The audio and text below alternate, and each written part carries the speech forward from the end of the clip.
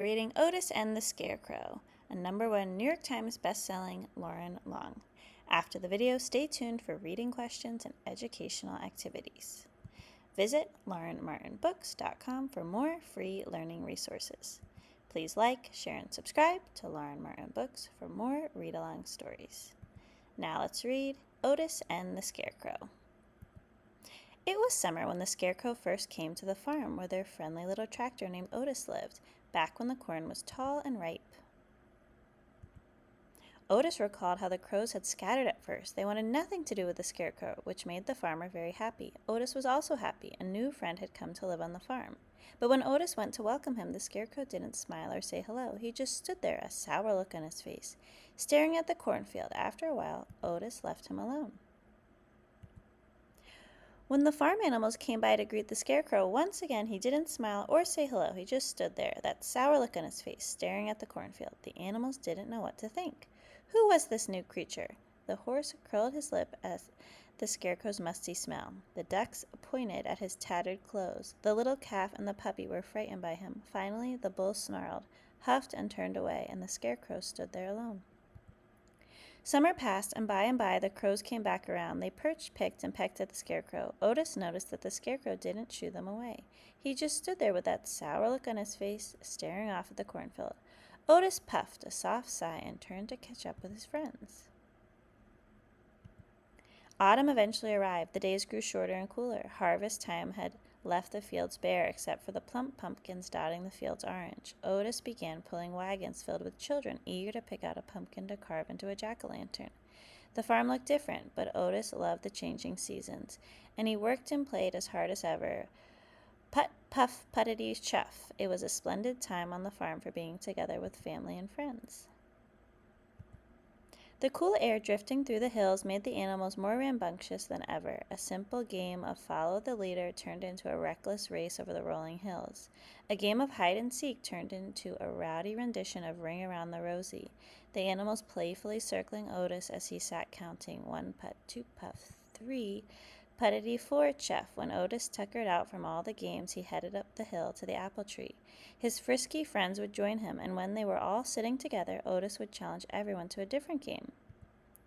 The quiet game. The quiet game is a contest in which everyone must stay quiet and still. No sounds, no laughing, no snorting, quacking, giggling, or puffing. The player who stays quiet the longest wins. Otis knew the animals loved playing any game, even one that challenged them to sit still. To start the game, he would surge his engine to get everyone's attention. Take in a deep breath of air and let out a long, soft putt, puff, puttity, shh. Otis would sit quietly and look over the farm. There was Mud Pond, full with the autumn rains. There were the plump pumpkins, dotting the fields orange. There were the shocks of corn fodder all in a row. And there still was the Scarecrow, all alone, staring sternly at the empty cornfield. The puppy was always the first to lose the quiet game. He just couldn't sit still. The bull would twitch his nose, which made the little calf giggle. This made the bull chuckle with a snort. The bull's snort would amuse the ducks, and the bottoms would wiggle as they held back their giggles. The sight of the ducks' wiggling bottoms would amuse the horse, so much that he would roll on the ground, neighing with laughter. At this, the ducks would quack out loud as soon as everyone would be laughing, snorting, quacking, and giggling. They always left Otis the winner, a big grin on his face as he sat under the apple tree with his friends. One day, a cold rain set in. Otis and the animals ran for cover under the apple tree. They huddled together for warmth as Otis looked over the farm. There was the overflowing mud pond. There were the shiny, wet pumpkins and the soaked corn shocks all in a row. And there, swaying back and forth in the cold wind and rain, was the Scarecrow. Otis couldn't take his eyes off of him. He thought about how the Scarecrow must feel. Otis stood up. He marched down the hill, putt, puff, puttity, chuff, and crossed into the empty cornfield. Without hesitation, Otis chuffed and puffed straight up to the Scarecrow. Back under the apple tree, the animals watched intently. Otis looked up into the painted eyes of the Scarecrow and smiled. The Scarecrow didn't smile back. He just stared off at the empty cornfield as always. The two of them stood quietly in the great big field as the wind and rain battered them. Then Otis turned his body around and backed right up alongside the Scarecrow, and with a chuff, he sat down next to him.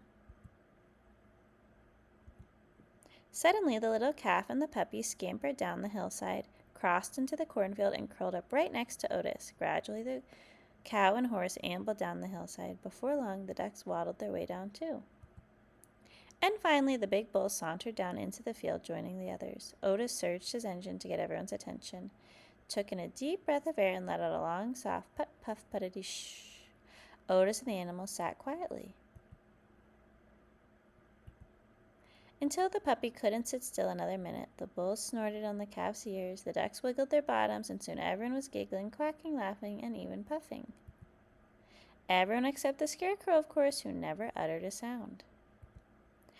Yet, as Otis watched, he couldn't be sure, but he thought he might have seen the Scarecrow smile. Either way, Otis thought the Scarecrow didn't look so lonely anymore, surrounded by friends. The end. What was your favorite part of this book?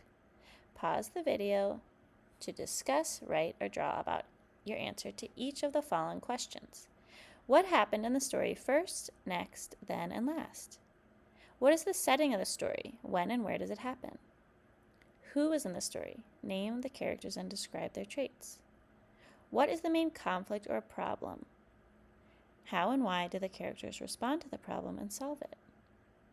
What do the characters learn in the story, and what can you learn from them? What is the lesson or theme?